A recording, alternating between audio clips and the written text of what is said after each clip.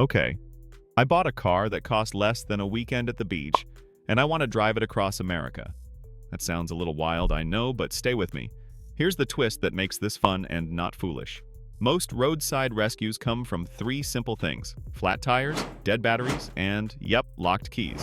So if we attack those and a few basics, a cheap car can punch way above its weight.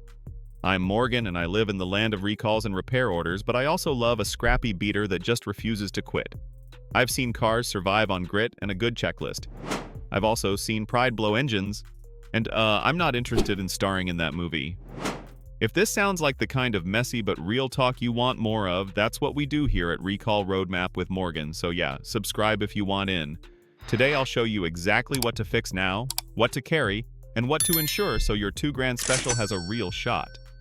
Think of this like packing a parachute before a skydive, boring on the ground, priceless in the air.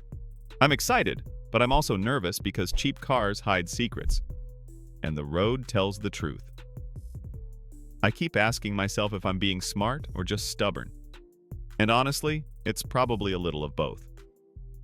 We'll keep it simple, clear, and human. One sentence at a time, one bolt at a time, 1 mile at a time. Ready to see how we turn 1,000 little checks into one long trip without drama? Good, because the checklist starts now.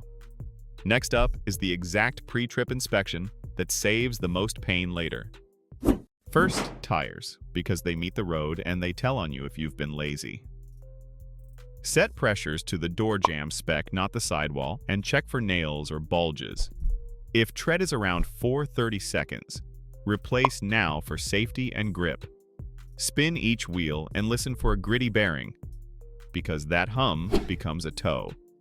Next, the battery, since most no-starts are plain old age. If it's around 3 to 5 years, test it. And if cranking feels slow, replace it before the trip. Clean the terminals so the alternator isn't working overtime. Brakes should feel firm, not spongy, and no grinding, because that is metal meeting metal.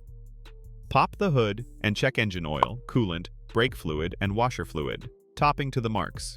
Look at the serpentine belt for cracks or glazing, because that belt runs your whole day. Swap wiper blades if they streak, since most last about 6 to 12 months.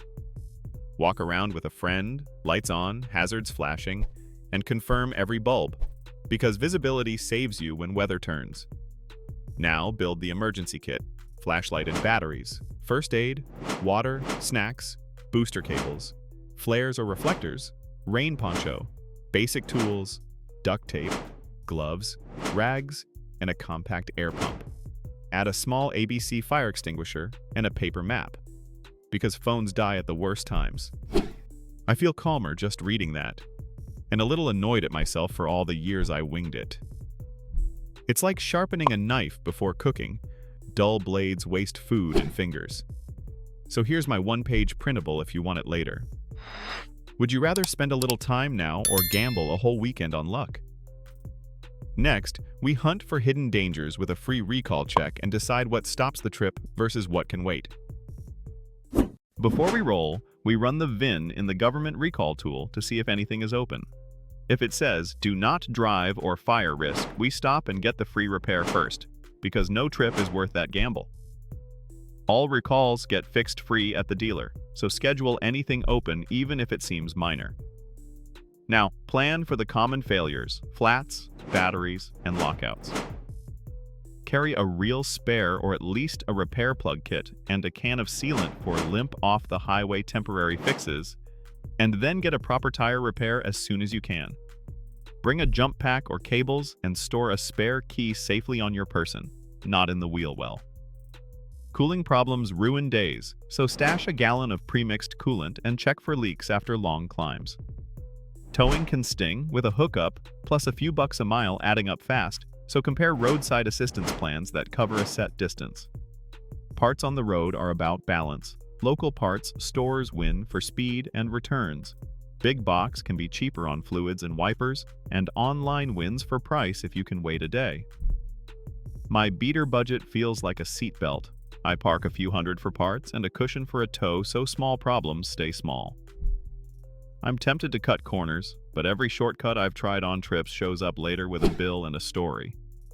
A beater can cross a continent if you treat it like an old backpack, patched, packed smart, and handled with respect. What's your move when the dash throws a new light in the middle of nowhere? Up next, I'll tell you the moment I almost ignored a recall and how it nearly cost me the trip. Years ago, I nearly sent a tired sedan on a long haul with an unfixed recall, and the tool flagged a "do not drive" notice that made my stomach drop. I was annoyed, I'll admit it, because I'd already packed, but we parked it, got the free dealer fix, and the drive after that felt like a deep breath. That's the push and pull of a cheap car. Heart says go, head says check, and the road rewards the head. So here's the plan I'm using today. Do the tire, battery, brake, and fluid checks, replace weak parts now, stock the kit, confirm lights and wipers, and run the VIN before you go.